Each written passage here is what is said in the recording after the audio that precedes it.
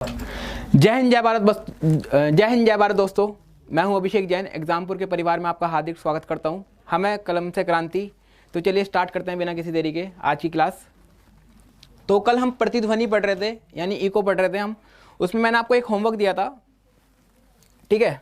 तो उसमें मैंने क्वेश्चन कहा था, मैंने कहा था कि आप होमवर्क करके लेके आना, ठीक है। तो उसमें एक मिस्टेक हो गई थी मुझसे। बुक से क्वेश्चन दिया था, ऊपर नीचे दो क्वेश्चन दे रखे थे। मैंने क्या किया था, आपको ऊपर वाला क्वेश्चन लिखवा दिया और जब समझाने की बारी आएगी कैसे अटेम्प्ट करना है, मैंने खुद के लिए सेकंड क्वेश्चन पढ़ दिया। तो एक बार आप क्वेश्चन लिख लीजिए। आज हम क्वेश्चंस भी करेंगे और साउंड का चैप्टर खत्म भी करेंगे और साथ में दूसरा चैप्टर स्टार्ट करेंगे और वो भी कोशिश करेंगे खत्म भी करें। तो क्वेश्चन क्या था, क्वेश्चन लिखिए। एक व्यक्ति, क्वेश्चन लिख लेना कि आवाज की आवृत्ति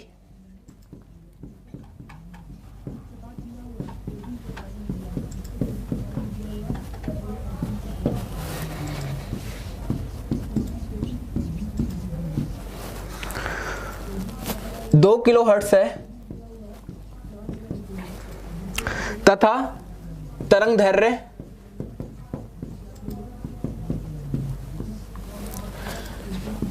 35 सेंटीमीटर है। यदि व्यक्ति की दीवार से दूरी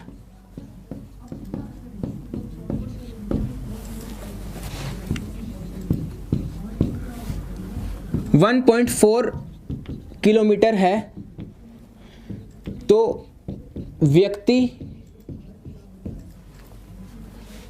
को अपनी आवाज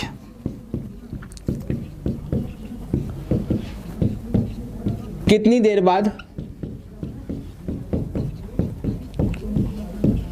सुनाई देगी। ये क्वेश्चन था हमारा, क्योंकि इको कर रहे थे तो होमवर्क भी, लॉजिक तो ये बनता है इको से ही मुझे होमवर्क देना चाहिए था। दो क्वेश्चन देने थे, गलती से मैंने एक ही क्वेश्चन आपको दे दिया।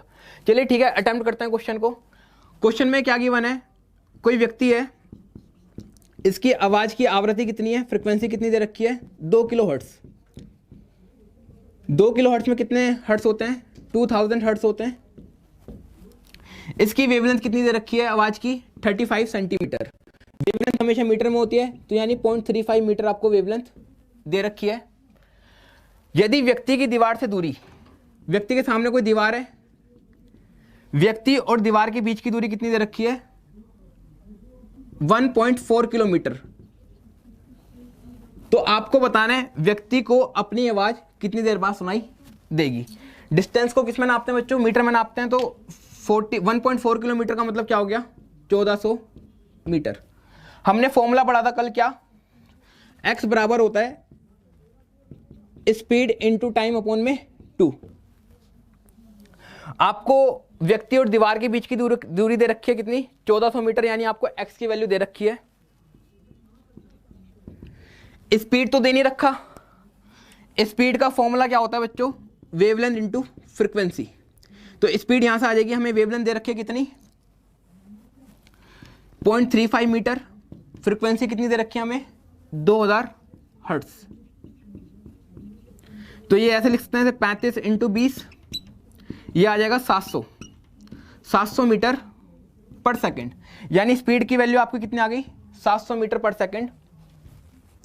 1400 बराबर कितना है, 700 metre per second into T upon में 2। आपको टी निकालना था, टी तो निकालना था आपको।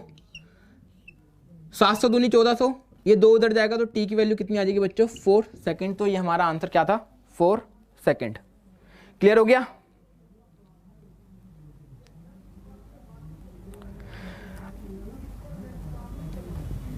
सेकंड क्वेश्चन लिखिए। सेकंड क्वेश्चन क्या था,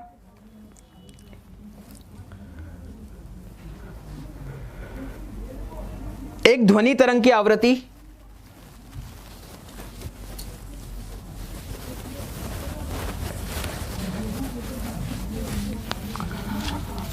आज देखो हम स्पीड बढ़ाएंगे और स्पीड ज्यादा हो जाए तो बता देना। सेकंड क्वेश्चन है, एक ध्वनि तरंग की आवृत्ति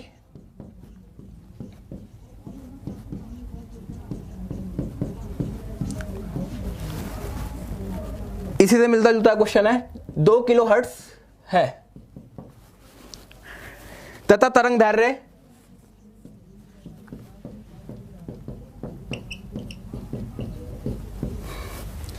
तथा तरंग दैर्घ्य 35 सेंटीमीटर है। यदि निरीक्षक स्रोत से, निरीक्षक कौन होता है बच्चों? श्रोता होता है, ऑब्जर्वर कहते हैं इंग्लिश में। यदि निरीक्षक स्रोत से 1.4 किलोमीटर की दूरी पर है,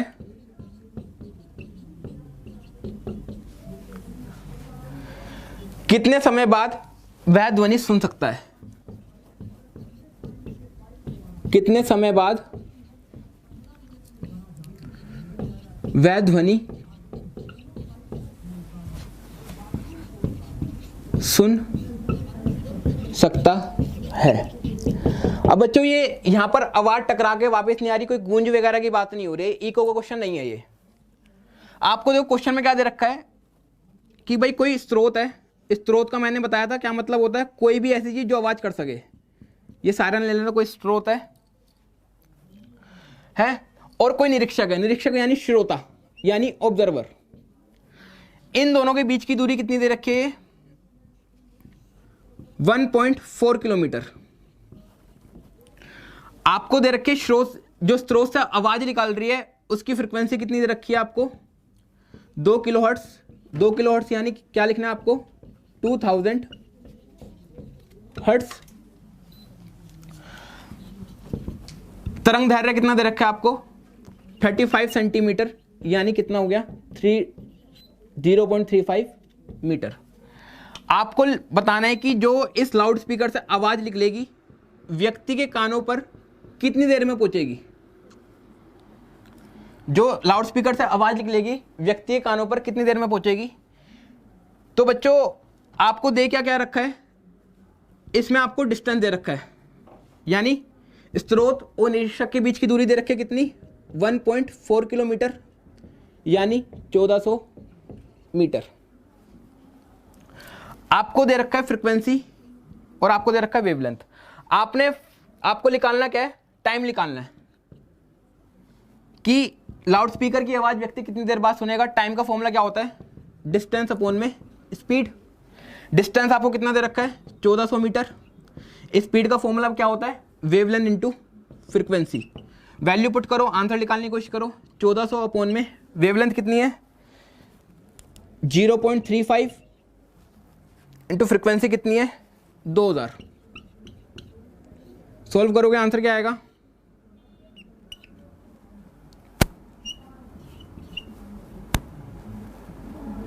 70 14 ये आ जाएगा 714 से, ये आ जाएगा 2 सेकंड। ठीक है, व्यक्ति आवाज को कितनी देर बाद सुनेगा? 2 सेकंड बाद सुनेगा। क्लियर है? 2 सेकंड बाद सुनेगा। बहुत अच्छे। तीसरा क्वेश्चन लिखो।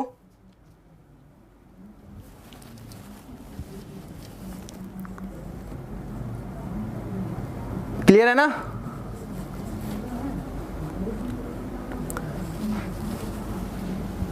आप तो सर हिंदी पर ही अटक गए।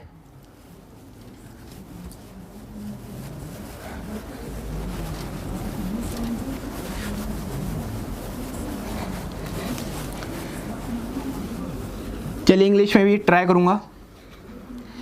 हिंदी में बोल दूंगा और हिंदी में लिख दूंगा और इंग्लिश में आपको बोल दूंगा क्वेश्चन। प्राश्रव्य तरंग, अल्ट्रासोनिक साउंड, प्राश्रव्य तरंग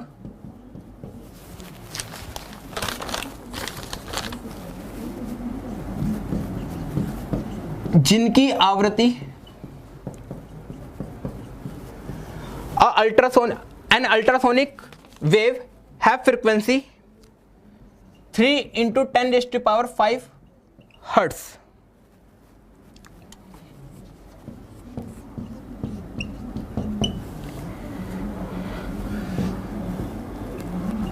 उस माध्यम से गुजरती है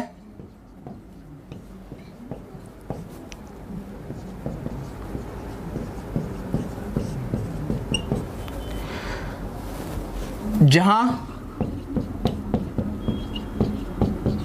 ध्वनि की चाल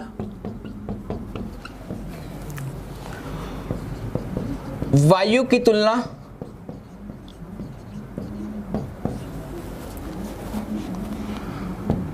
में 10 गुना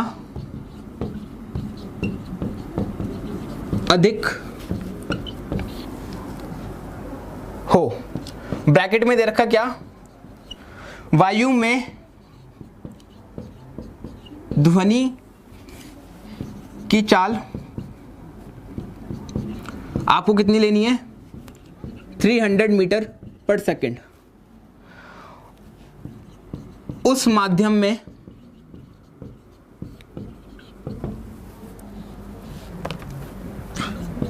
तरंग की तरंग दैर्घ्य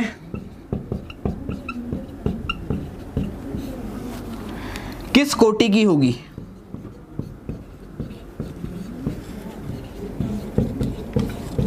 हिंदी वाले ट्राई करो, इंग्लिश वाले क्वेश्चन लिखो।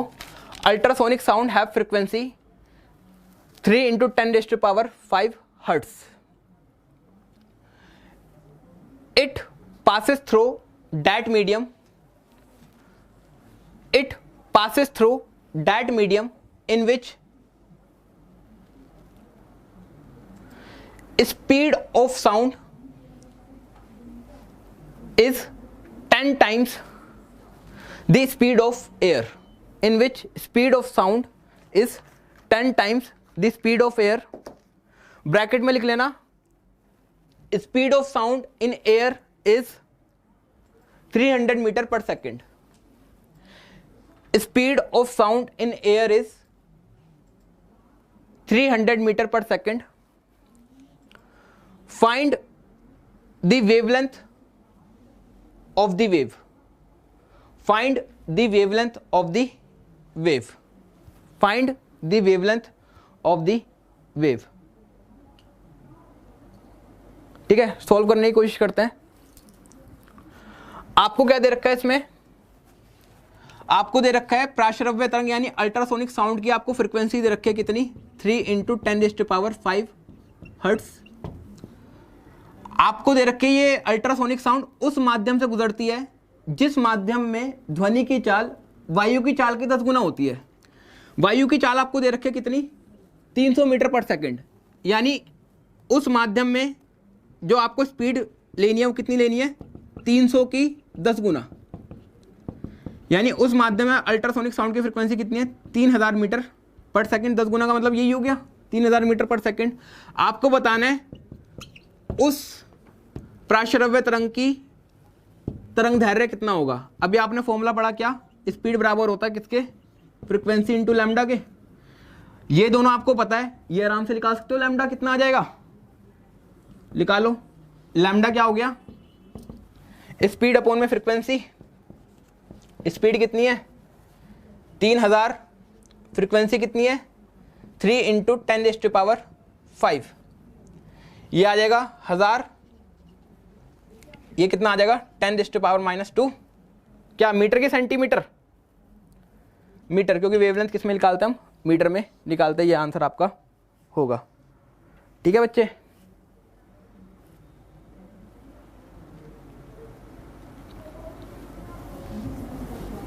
चलो बहुत बढ़िया। न्यूमेरिकल्स समझ में आ गए, किस तरह न्यूमेरिकल्स बनते हैं।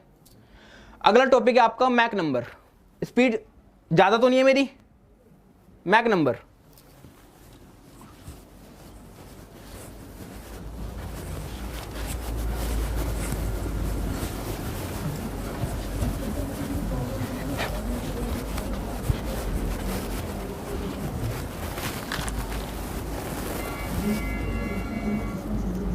मैक संख्या ऐसे कहते हैं,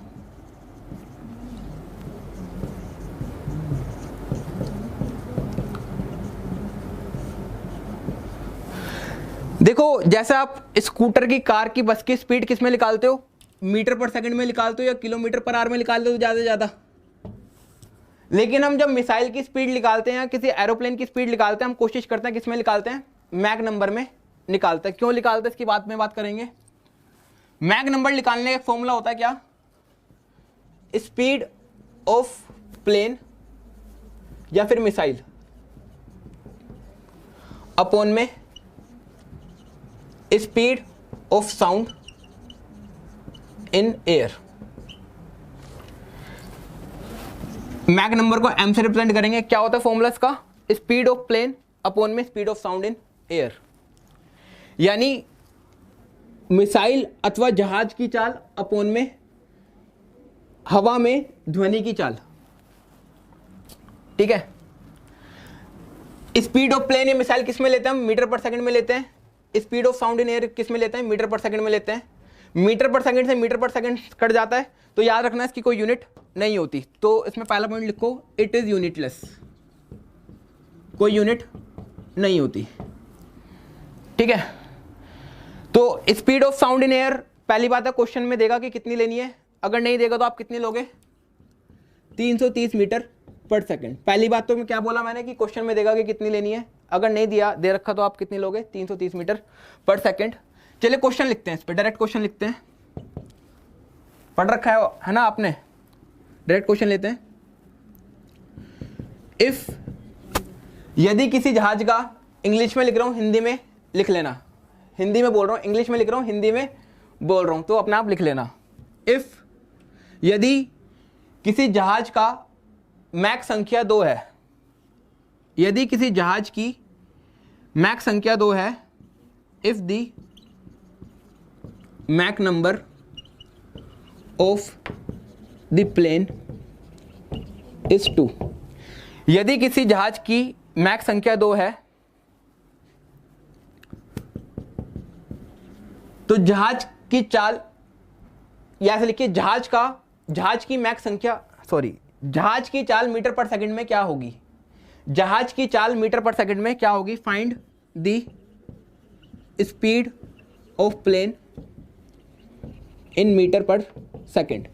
आपको दे रखा है क्या? आपको साउंड की स्पीड लेनी है एयर में, कितनी? 332 मीटर पर सेकंड। आपको क्या दे रखा है? साउंड की स्पीड दे रखी है एयर में, कितनी? 332 मीटर पर सेकंड। तो मैक नंबर का भी आपने फॉर्मूला पढ़ा क्या?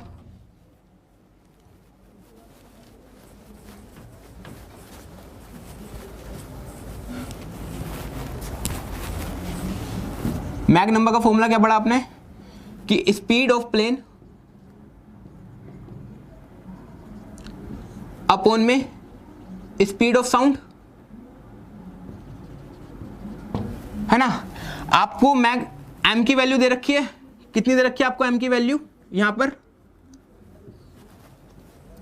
2 दे रखी है। स्पीड ऑफ प्लेन आपको निकालना है,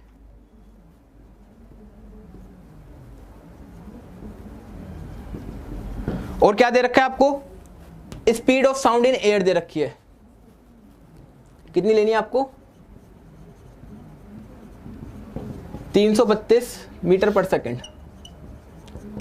यानी 3 में से आपको 2 चीजें दे रखी हैं, एक ये वाली, एक ये वाली। आपको ये वाली पूछी हुई है, दोनों क्रॉस मल्टीप्लाई कर दो, आ जाएगी स्पीड ऑफ प्लेन। कितनी आएगी? 2 into speed of sound in air कितनी है? 332 मीटर पर सेकंड। कितनी आ गई जी? 664 metre per second. 664 metre per second. ठीक है, दूसरा क्वेश्चन, यदि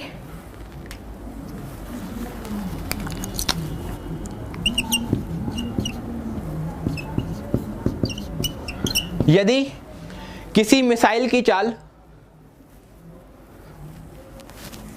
यदि किसी मिसाइल की चाल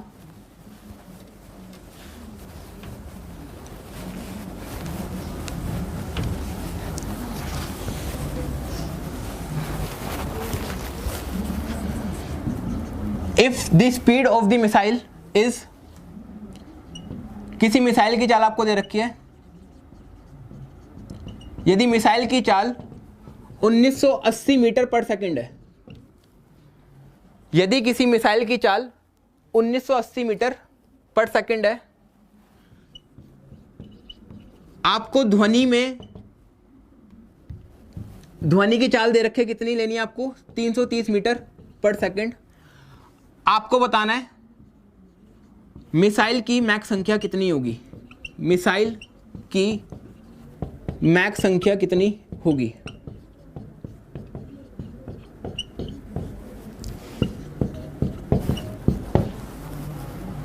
मिसाइल की मैक संख्या कितनी होगी। मैक संख्या निकालने का भी फॉर्मूला पढ़ा था आपने, क्या, स्पीड ऑफ मिसाइल अपॉन में speed of sound in air. क्या होता है, स्पीड ऑफ मिसाइल अपॉन में speed of sound in air. ये दोनों आपको दे रखे हैं, रेशियो निकालने की कोशिश करो, कितना आएगा, 1980 अपॉन में metre per second, metre per second, metre per second से मीटर पर सेकंड कट गया, ये कितना आएगा, 6 आएगा ये। तो मैक नंबर कितना आ गया, 6 आ गया। क्लियर है, हाँ या ना।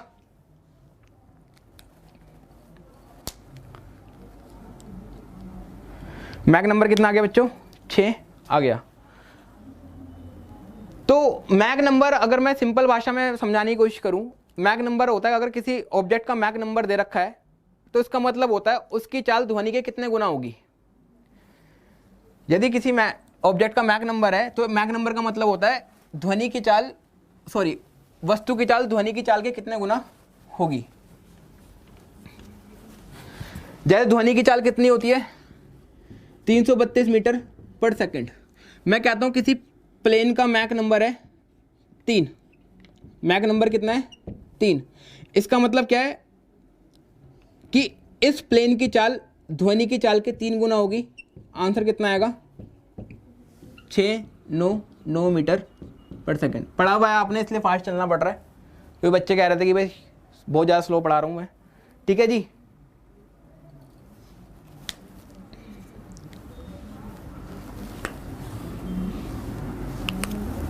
भाई कैसे आई, फॉर्मूले से भी देख लो। मैक नंबर होता है कितनी, स्पीड ऑफ प्लेन या मिसाइल अपोन में ध्वनि की चाल। आपको ये दे रखा है, आपको ये दे रखा है, तो उस प्लेन या उस मिसाइल की स्पीड आ जाएगी कितने में, मीटर पर सेकंड में। तो ये 3 है, इसकी वैल्यू कितनी थी, 332 आपको दे रखी होगी क्वेश्चन में। तो दोनों क्रॉस मल्टीप्लाई कर देना, आंसर ये वाला आ जाएगा। ठीक है। अरे भाई रुक जाओ, सुपरसोनिक सबसोनिक, देखो ट्रेन में चलाया करो, अभी आ रहे हैं इस पे, कुछ भी छोड़ा नहीं जाएगा।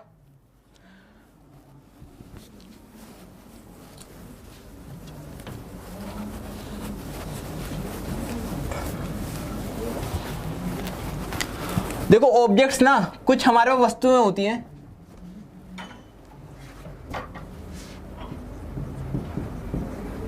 वस्तुएं, तो ना वस्तुओं को चाल के आधार पर हम 3 कैटेगरीज में बांटते हैं। वस्तु को हम चाल के आधार पर 3 कैटेगरीज में बांटते हैं। एक को कहते हैं हम सबसोनिक, हिंदी में भी क्या कहते हैं, सबसोनिक। एक को कहते हैं हम सुपरसोनिक,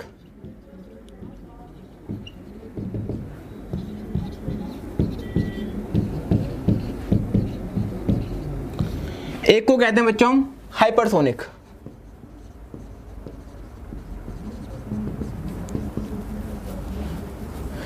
इन तीनों में फर्क समझ लेते हैं क्या होता है। सबसोनिक, सोनिक जहां भी मिल जाए आपको लिखा हुआ है, इसका मतलब होता है साउंड। सबसोनिक वस्तु का क्या मतलब हुआ, सबसोनिक ऑब्जेक्ट का मतलब क्या हुआ, ऐसी वस्तु जिसकी चाल ध्वनि की चाल से कम होगी, उस वस्तु को कहेंगे हम सबसोनिक। क्या बोला मैंने, सबसोनिक का मतलब ऐसी वस्तु जिसकी चाल ध्वनि की चाल से कम होगी, उसे कहेंगे हम सबसोनिक वस्तु। जैसे एग्जांपल लेते हैं, भाई ध्वनि की चाल कितनी होती है,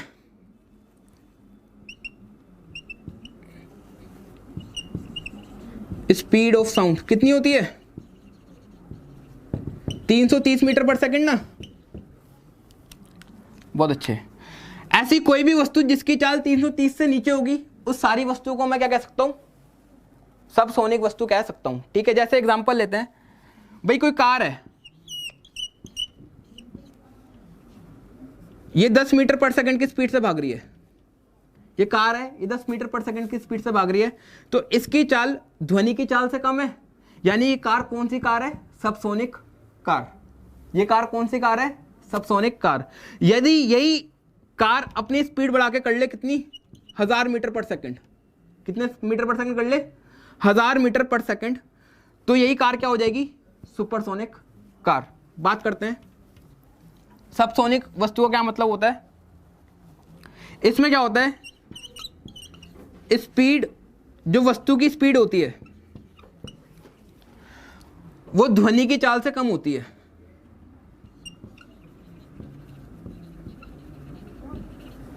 जो वस्तु की चाल होती है वो ध्वनि की चाल से कम होती है, तो इसको मैं इधर ले जाऊंगा तो कुछ इस तरह का रेशो बन जाएगा, स्पीड ऑफ ऑब्जेक्ट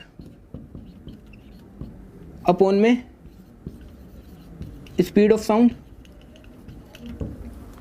इसकी वैल्यू कितनी आ जाएगी? Less than 1। अगर इसे इधर ले जाऊंगा तो ये क्या आ जाएगा? Less than 1।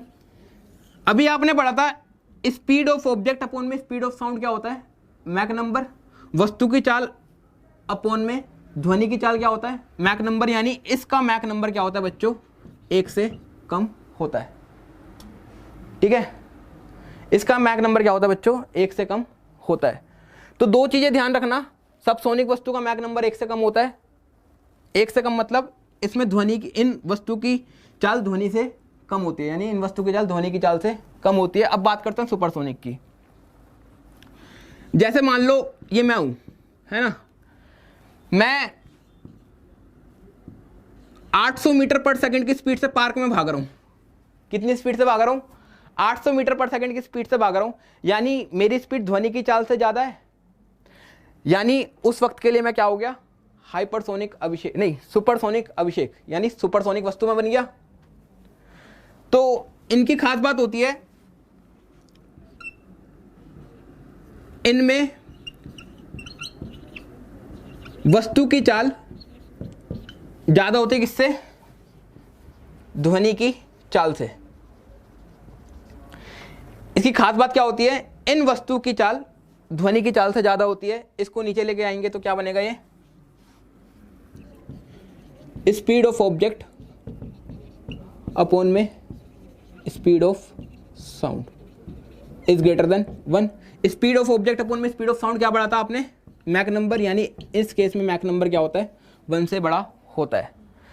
यानी इसमें भी दो चीजें ध्यान रखनी है। इसका मतलब क्या होता है? सुपरसोनिक का मतलब क्या होता है? इसमें वस्तु की स्पीड ध्वनि की स्पीड से ज्यादा होती है। दूसरा, सुपरसोनिक का क्या होता है? मैक नंबर 1 से ज्यादा होता है।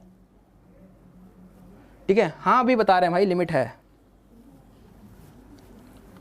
1 से ज्यादा और 5 से कम। ठीक है, मैक नंबर क्या होता है? 1 से ज्यादा और 5 से कम। हाइपरसोनिक में भी क्या होता है? वस्तु की चाल ध्वनि की चाल से बहुत ज्यादा होती है। पहला पॉइंट तो यही होता है कि भाई जो वस्तु की चाल होती है ध्वनि की चाल से ज्यादा होती है, लेकिन इसकी खास बात होती है, इसमें मैक नंबर क्या होता है? 5 से ज्यादा होता है। हाइपरसोनिक ऑब्जेक्ट का मैक नंबर क्या होता है? 5 से ज्यादा होता है। क्लियर हो गया? और भी फास्ट। भाई मेरे पास कोई ऐसा मीटर नहीं है, नहीं तो मैं जुगाड़ में लगाऊं कि भाई ऐसा मीटर बनाऊं कि मेरी स्पीड आप सेट कर दो 2 मीटर पर सेकंड की स्पीड से चलना है सर आपको, तो फिर सभी को फायदा हो जाएगा। ठीक है, तो एक बार बताओ, अभी मैंने मैक नंबर के 2 क्वेश्चन बताए थे आपको, है ना? 2 क्वेश्चन करवाए थे। एक प्लेन का मैक नंबर 2 था और दूसरे में मिसाइल का मैक नंबर कितना आ रहा था? 6 आ रहा था। तो मैं आपसे पूछना चाहता हूं कि जो प्लेन था जिसका मैक नंबर 2 था, तो वो आप बताओगे कौन सा वस्तु थी? सबसोनिक, सुपरसोनिक के हाइपरसोनिक? जो प्लेन था जिसका मैक नंबर 2 था, वो बताइए कौन सी वस्तु थी? सबसोनिक, सुपरसोनिक कि हाइपरसोनिक? मैक नंबर 1 से ज्यादा, 2 मतलब 1 से ज्यादा, यानी वो वस्तु थी, वो प्लेन था कौन सा? Supersonic plane. अब दूसरे क्वेश्चन में जो मिसाइल था जिसका मैक नंबर 6 आ रहा था, वो बताइए वो मिसाइल कौन सा था? सबसोनिक मिसाइल, सुपरसोनिक मिसाइल या हाइपरसोनिक मिसाइल? 5 से ज़्यादा है मैक नंबर, यानी वो मिसाइल कौन सा था? Hypersonic missile. तो हेडिंग डालिए रिवर्बिरेशन यानी गूंज।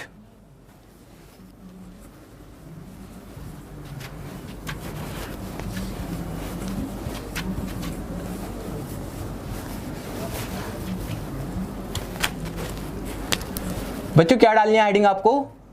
रिवर्बिरेशन यानी गूंज। रिवर्बिरेशन का मतलब ही क्या होता है बच्चों? गूंज होता है। जैसे कोई भी खाली रूम है, आप बोलते हो तो जो भी आप बोलते हो आपकी आवाज गूंज जाती है, यानी जिस टाइम पे आपने बोलना बंद करा फिर भी कुछ टाइम तक आवाज रहती है, उसे कहते हैं हम गूंज। गूंज का ही दूसरा नाम क्या है? रिवर्बिरेशन। ठीक है, तो आवाज के गूंजने को ही कहते हैं रिवर्बिरेशन। ये होता क्यों है थोड़ा समझने की कोशिश करते हैं। और ये खाली रूम में बहुत ज़्यादा होता है, ये खाली रूम में बहुत ज़्यादा होता है। जैसे ये कोई व्यक्ति खड़ा हुआ है, इसने कुछ भी बोला, एक बारी तो ये जब आवाज़ सुनेगा जब इसने बोला, और दूसरी आवाज़ कौन सी सुनेगा? ये आवाज़ दीवार से टकराएगी, यहाँ भी टकराएगी, यहाँ भी टकराएगी, टकरा के वापस को आएगी। और एक आवाज़ कब सुनेगा? आवाज़ के टकराने के बाद सुनेगा। यानी यहाँ पर ना आवाज का क्या होता है? प्रावर्तन होता है साउंड का। यहाँ पर बहुत ज्यादा रिफ्लेक्शंस होते हैं। ये गूंज क्यों होती है? मल्टीपल रिफ्लेक्शन की वजह से होती है। ये बहुत सारे जब परावर्तन होते हैं उसकी वजह से क्या होती है? गूंज उत्पन्न होती है। तो गूंज ज्यादातर तो हमारे लिए नेगेटिव चीज होती है। जैसे जिस रूम में मैं पढ़ा रहा हूं उसमें साउंड टकरा के वापस मेरे पास ना आए, उसके लिए हमने क्या कर रखा है कि ना दीवारों पे ना हमने फोम वगैरह लगा रखे हैं। क्या लगा रखे हैं हमने? फोम वगैरह लगा रखे हैं, क्योंकि जो भी मैंने बोला सिर्फ कैमरे तक पहुंचे, जो भी मैंने बोला कैमरे तक पहुंचे, और बाकी जो दीवार से टकराए ये फोम क्या कर ले? उस साउंड को एब्जॉर्ब कर ले, तो आवाज गूंजेगी नहीं, तो आपको मेरी आवाज की क्वालिटी उतनी बेहतर नजर आएगी। तो रिवर्बिरेशन को मैंने खत्म करने के लिए क्या करा? इस रूम में मैंने फोम वगैरह लगा रखे हैं ताकि आपको मेरी आवाज क्लियर कट सुनाई दे, कोई गूंज वगैरह ना सुनाई दे। ठीक है, लेकिन कभी कभी गूंज हमारे लिए फायदेमंद भी होती है। ये कब फायदेमंद होती है? कब फायदेमंद होती है? जब कंसर्ट्स होते हैं ना, जब गायक वगैरह आते हैं तो बड़ा तो हॉल होता है ना। तो जो कंसर्ट्स हॉल होते हैं उनमें हमारे लिए जो रिवर्बिरेशन होता है वो फायदेमंद होता है। तो फायदेमंद होता है, तो हम गूंज को बढ़ाने के लिए ना हम क्या करते हैं, जो इनकी सीलिंग होती है वो गोलाकार बनाते हैं। जैसे ही गायक है स्टेज पे बैठा हुआ है और यहाँ बहुत सारी जनता बैठी हुई है, गायक चाहेगा कि भाई इसकी आवाज हर एक तक अलग अलग पहुंचे और बहुत ही बेहतरीन आवाज पहुंचे। तो जो कंसर्ट्स हॉल होते हैं इसी चक्कर में क्या बनाया जाता है, उनकी छतें क्या बनाए जाती है? गोल बनाए जाते हैं, ताकि जो गायक की आवाज एक तो डायरेक्ट तरीके से पहुंच जाए, है ना, और गायक जो भी बोलेगा छत से टकराएगा, छत से टकरा के भी अलग अलग व्यक्ति तक उसकी आवाज पहुंचे बहुत बढ़िया तरीके से। तो आपसे ये क्वेश्चन पूछता है कि जो सिनेमा हॉल नहीं, जो कंसर्ट्स हॉल होते हैं उनकी जो छतें होती हैं वो गोलाकार क्यों होती है? क्यों करने के लिए हम बनाते हैं गोलाकार? रिवर्बिरेशन के कारण। तो रिवर्बिरेशन से एक ही क्वेश्चन आपका बनता है। क्लियर है?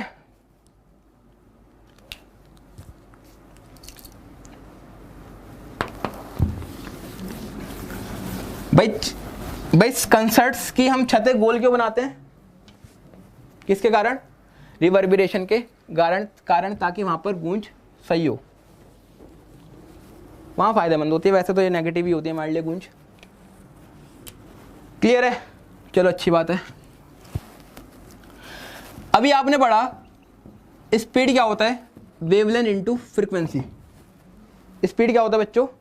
Wavelength into frequency. चलो अच्छी बात है। देखो यहाँ से कुछ ना कुछ निकालने की कोशिश करेंगे, आपके काम आएगा ये बात, क्योंकि क्वेश्चन यहाँ से बनता है। यहाँ से मुझे पता लग रहा है जो चाल होगी वो तरंग दैर्घ्य के डायरेक्टली प्रोपोर्शनल होगी। चाल होगी वो तरंग दैर्घ्य के डायरेक्टली प्रोपोर्शनल होगी। यानी यदि ध्वनि की स्पीड बढ़ेगी तो इसका मतलब क्या होता है? उसका तरंग दैर्घ्य भी बढ़ जाएगा। यदि ध्वनि की स्पीड कम होगी तो उसका तरंग दैर्घ्य भी कम हो जाएगा। यानी स्पीड और वेवलेंथ आपस में डिपेंड करते हैं एक दूसरे पे। जिस आवाज की स्पीड ज्यादा होगी उसका तरंग दैर्घ्य भी ज्यादा होगा, जिस आवाज की स्पीड कम होगी उसका तरंग दैर्घ्य भी कम होगा, यानी इसकी वेवलेंथ भी कम होगी। तो क्वेश्चन पूछता हूं मैं आपसे, जैसे हमने पढ़ा था कि भाई यदि हवा का तापमान बढ़ा दिया जाए, यदि हवा का तापमान बढ़ा दिया जाए तो उसकी स्पीड भी बढ़ जाती है ना, उस हवा में ध्वनि की स्पीड भी बढ़ जाती है। अब मैं पूछना चाहता हूं कि अगर साउंड की स्पीड बढ़ी, क्या तरंग दैर्घ्य भी बढ़ गया? बढ़ ही जाएगा, क्योंकि एक चीज बढ़ेगी तो ये भी बढ़ेगी, क्योंकि आपस में क्या होता है, डायरेक्टली प्रोपोर्शनल होते हैं। तो टेम्परेचर का, मॉलिक्यूलर मास का, ह्यूमिडिटी का, डेंसिटी का जो भी फर्क स्पीड पे पड़ रहा होगा वही सेम फर्क किस पे पड़ रहा होगा, तरंग दैर्घ्य पे पड़ रहा होगा। क्लियर हो गया? तापमान का, घनत्व का, मॉलिक्यूलर मास का, जिसे हम आणविक द्रव्यमान कहते हो, ह्यूमिडिटी का, जो जो फर्क स्पीड पे पड़ रहा होगा वही वही फर्क किस पे पड़ रहा होगा, तरंग दैर्घ्य पर पड़ रहा होगा। तो आपसे क्वेश्चन पूछता है, क्या क्वेश्चन पूछता है? चलो एक पॉइंट लिख ही लो ये आप,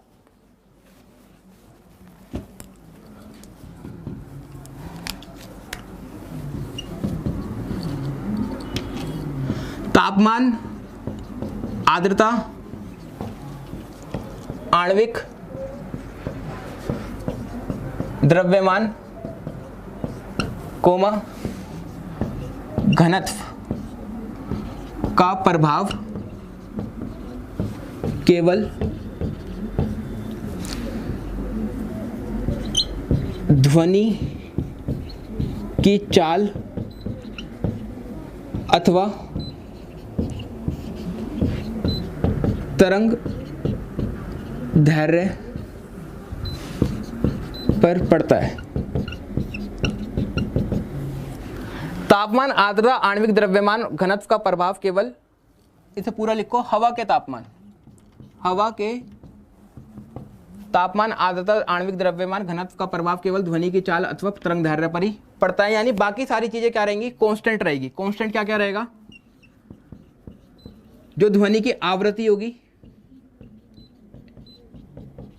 वो क्या रहेगी बच्चों, सेम रहेगी। यानी तापमान का ध्वनि की आवृत्ति पर कोई असर नहीं पड़ता। और क्या समान रहेगा,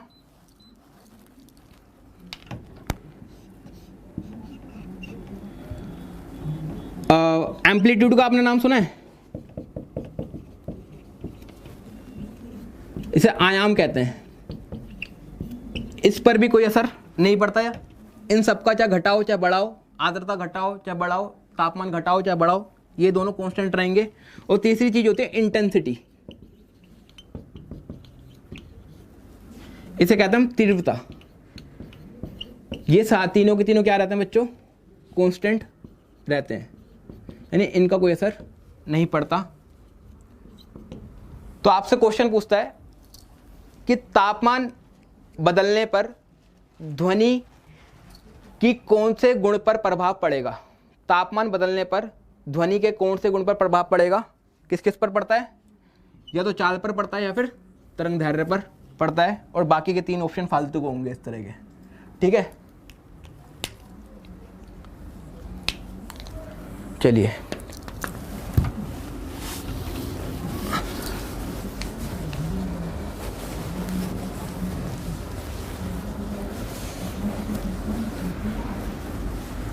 एक दो पॉइंट और देख लो साउंड में, फिर एक और चैप्टर स्टार्ट करते हैं।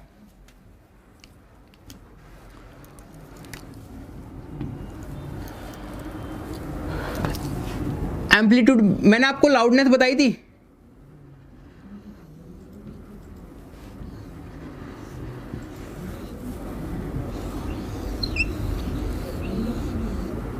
ये दो तरंग है, एक का नाम है ए, एक का नाम है बी। ये दो तरंग है, एक का नाम है ए, एक का नाम है बी। आयाम होता है बच्चों मीन पोजीशन से पीक पोजीशन तक का डिस्टेंस, इसे कहते हैं एम्पलीट्यूड। एम्पलीट्यूड मीन पोजीशन से पीक पोजीशन का डिस्टेंस क्या होता है? एम्पलीट्यूड, आयाम। ये ए साउंड है, ये साउंड बी है। आप गेस कर सकते हो कौन सा साउंड ज्यादा तेज सुनाई देगा आपको? ए साउंड ज्यादा तेज सुनाई देगा या बी साउंड ज्यादा तेज सुनाई देगा? आंसर होता है बी साउंड ज्यादा तेज सुनाई देगा। क्यों सुनाई देगा? क्योंकि जो लाउडनेस होती है, जो प्रबलता होती है, वो किस पे डिपेंड करती है? एम्पलीट्यूड पे डिपेंड करती है। तो एक पॉइंट लिख लेना, लाउडनेस डिपेंड अपॉन एम्पलीट्यूड।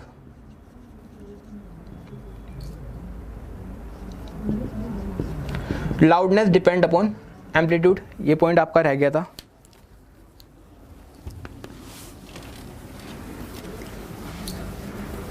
यानी ये इस आवाज की जो आवाज होगी ना, इसकी आवाज की प्रबलता वो बहुत ज्यादा होगी।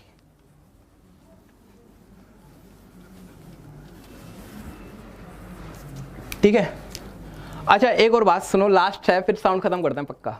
ठीक है, देखो क्वेश्चन करना तो बहुत छोटी सी बात है। साउंड आपने पढ़ लिया ना, आप मुखर्जी नगर में आ जाना, किसी को भी आप पढ़ा सकते हो। ठीक है, और आपको कोई तोड़ नहीं है। क्वेश्चन तो आप बाएं हाथ से कर ही लोगे। मैंने आपको बताया था कि भाई साउंड की स्पीड सबसे ज्यादा होती है अलॉय में, फिर होती है मेटल्स में, सबसे कम होती है किसमें? नॉन मेटल्स में। इसमें एक एक्सेप्शन है। एक्सेप्शन क्या है भाई? डायमंड क्या है? नॉन मेटल है, सभी को पता है, अधातु है डायमंड। क्यों है अधातु? क्योंकि बच्चे ये अपने अंदर से इलेक्ट्रिसिटी को पास नहीं होने देता, इलेक्ट्रिसिटी को कंडक्ट नहीं करने देता। ठीक है। और एल्यूमिनियम क्या है? मेटल है, यानी धातु है। ये धातु क्यों है? क्योंकि ये अपने अंदर से क्या करता है? इलेक्ट्रिसिटी को पास होने देता है। ठीक है। तो बच्चों डायमंड के अंदर जो स्पीड होती है ना, साउंड की स्पीड कितनी होती है? 12,000 मीटर पर सेकंड। बहुत तगड़ी वाली स्पीड होती है इसमें डायमंड में, नॉन मेटल होने के बावजूद। एक्सेप्शन है भाई ये, नॉन मेटल होने के बावजूद सबसे ज्यादा स्पीड किसमें है? डायमंड में। कितनी? 12,000 मीटर पर सेकंड। और एल्यूमिनियम की स्पीड होती है कितनी? 6,320 मीटर पर सेकंड। यानी आप ना उस ऑर्डर को ना कुछ इस तरह से लिख लो, सबसे ज्यादा स्पीड होती है डायमंड में, फिर होती है एल्यूमिनियम में, फिर आप ये ऑर्डर चला सकते हो। कौन सा? अलॉय, मेटल्स, नॉन मेटल्स, है ना भाई? छोटे छोटे बच्चे ही तो कितना डेटा याद करोगे? तो मैंने आसान तरीका बता दिया आपको। अलॉय में सबसे ज्यादा, मेटल में सबसे कम, किसमें? नॉन मेटल में। एक्सेप्शन दो है क्या? डायमंड में बहुत ज्यादा होती है, फिर होती है एल्यूमिनियम में, फिर आप ये तरीका चला सकते हो। ठीक है। तो वो टीचर का काम क्या होता है? चीज़ों को सिंप्लीफाई करके बताना, नहीं तो फैक्ट्स तो बुक में भी लिखे होते हैं। फिर हमारा फायदे क्या रह जाएगा अगर मैं आपको सबके अलग अलग स्पीड ही बता दूंगा भाई ये लिख लो, फिर अपने हिसाब से कर लो। ठीक है। और एक और बात, स्टील में जो साउंड की स्पीड होती है ना, वो कितनी होती है? 5960 मीटर पर सेकंड। इसे ठीक कर लेना, कितनी होती है स्टील में स्पीड, साउंड की स्पीड? 5960 metre per second. और आयरन में साउंड की स्पीड होती है 5130 मीटर पर सेकंड। तो आपका साउंड खत्म हो गया। नेक्स्ट चैप्टर लिखिए वाटर। नेक्स्ट चैप्टर लिखिए वाटर।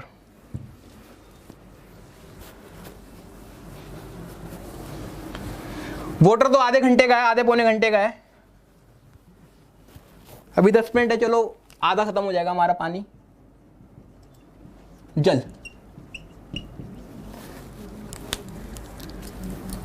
ठीक है। तो क्यों मैं पानी बढ़ा रहा हूं अलग से? क्योंकि ना आजकल ना इससे क्वेश्चन चलन में है, तो चांसेस हैं कि भाई वाटर से क्वेश्चन आ सकता है।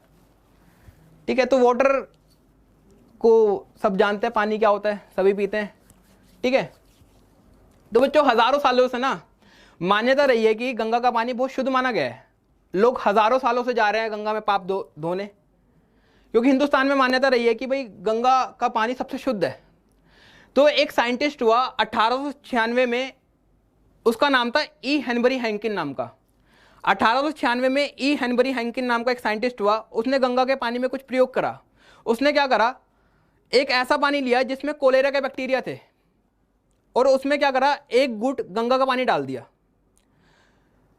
उसने क्या करा, गंगा का पानी लिया और उसमें ऐसा पानी उसने क्या करा, ऐसा पानी लिया जिसमें कोलेरा के बैक्टीरिया थे, और उसमें क्या करा, एक घूंट गंगा का पानी डाल दिया। उसने देखा कि भाई 3 घंटे के अंदर अंदर गंगा के पानी ने वो पानी भी शुद्ध कर दिया। तो ई हेनबरी हैंकिन नाम का जो वैज्ञानिक था बड़ा कंफ्यूज हो गया कि भाई ये क्या हुआ। तो ठीक ऐसा ही प्रयोग एक फ्रेंच साइंटिस्ट था, उसका नाम था फेलिक्स। फेलिक्स ने भी एक उपयोग करा। उसने देखा कि भाई गंगा के पानी में डेड बॉडीज तैर रही थी, और वो डेड बॉडीज तैर रही थी जो कि कोलेरा से ग्रस्त थी, यानी ऐसे लोगों की डेड बॉडीज तैर रही थी जिनकी डेथ कोलेरा की वजह से हुई थी। तो फेलिक्स का अनुमान ये था कि जिस पानी में डेड बॉडीज तैर रही हैं उसके आसपास क्या हुआ होगा, कोलेरा के बैक्टीरिया हजारों करोड़ों की संख्या में पैदा हो गए होंगे। तो उसने क्या करा, फेलिक्स ने वहां से सैंपल को उठाया और लैब में स्टडी करा कि भाई इसमें बैक्टीरिया वगैरह कितने हैं। तो वो भी हैरान हो गया कि भाई उस पानी में एक भी कोलेरा का बैक्टीरिया नहीं था। तो फेलिक्स ने और स्टडी करी और उसने पाया कि भाई गंगा का पानी कोई नॉर्मल पानी नहीं है, इसमें एक विशेष प्रकार का वायरस है। इस वायरस का नाम होता है बैक्टीरियोफेज। क्या नाम होता है इस वायरस का नाम? बैक्टीरियोफेज। ये वायरस क्या करता है, बैक्टीरिया का भक्षण करता है। फेज मतलब खाना। ये क्या करता है, ये वायरस क्या करता है, बैक्टीरिया को खा जाता है, बैक्टीरिया को खाता है। तो भाई, तो फेलिक्स कहता कि भाई अच्छा, तो ये राज है, बैक्टीरियोफेज नाम का जो वायरस है ये बैक्टीरिया को खा जाता है, इसलिए गंगा का पानी शुद्ध बना रहता है। तो 2014 में बच्चों मोदी गवर्नमेंट आई, तो हम इंडियन से अपने हिसाब से सोचेंगे। तो मोदी गवर्नमेंट ने साइंटिस्टों को आदेश दिए कि भाई चेक करो इसमें कुछ भ्रम तत्व तो नहीं है, चेक करो कि भाई गंगा के पानी में कोई भ्रम तत्व तो नहीं है। तो हमारे साइंटिस्टों ने क्या करा, गंगा का पानी अलग अलग जगहों से इकट्ठा करा और उस पर स्टडी करना स्टार्ट किया। वो स्टडी आज तक चल रही है। क्या पता लगाने के लिए स्टडी चल रही है कि इसमें कोई भ्रम तत्व तो नहीं है। तो लेकिन कुल मिला के बात ये थी कि गंगा का पानी कभी अपवित्र नहीं हो सकता था, क्योंकि इसमें कौन सा वायरस था, बैक्टीरियोफेज नाम का। लेकिन हम इंडियन से हम हार कैसे मानते, हमने इतने पाप धोए, इतने पाप धोए, इतने पाप धोए कि रिजल्ट आपके सामने गंगा को भी मैला कर दिया। तो इसमें आपके काम की बात क्या है कि ऐसा कौन सा वायरस है जो बैक्टीरिया को खाता है, बैक्टीरियोफेज नाम का वायरस है। अब देखो पानी में हम पढ़ेंगे क्या क्या।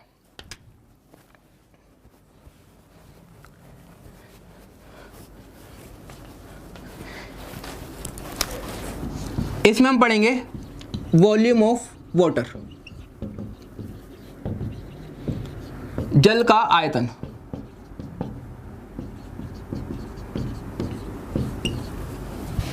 फिर हम पढ़ेंगे डेंसिटी ऑफ वाटर,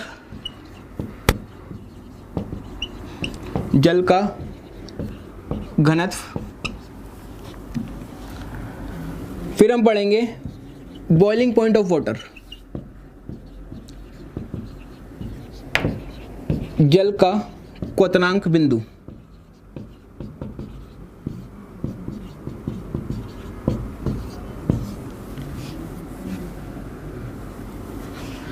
फिर हम पढ़ेंगे मेल्टिंग पॉइंट ऑफ वाटर, यानी जल का गलनांक बिंदु, है ना। मेल्टिंग पॉइंट कोई फ्रीजिंग पॉइंट एक जैसे ही चलते हैं तो साथ में लिख लो, फ्रीजिंग पॉइंट ऑफ वाटर।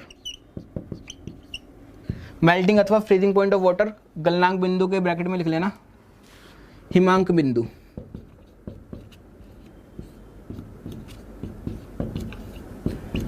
फिर हम पढ़ेंगे इसमें क्या, टेम्परेचर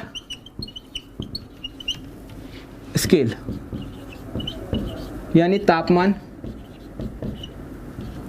मापी। तो ये आपका पानी का सिलेबस है जो हम पढ़ेंगे, अगली क्लास में स्टार्ट करेंगे। उम्मीद है आपको आज की क्लास पसंद आई होगी। तो जय हिंद, जय भारत।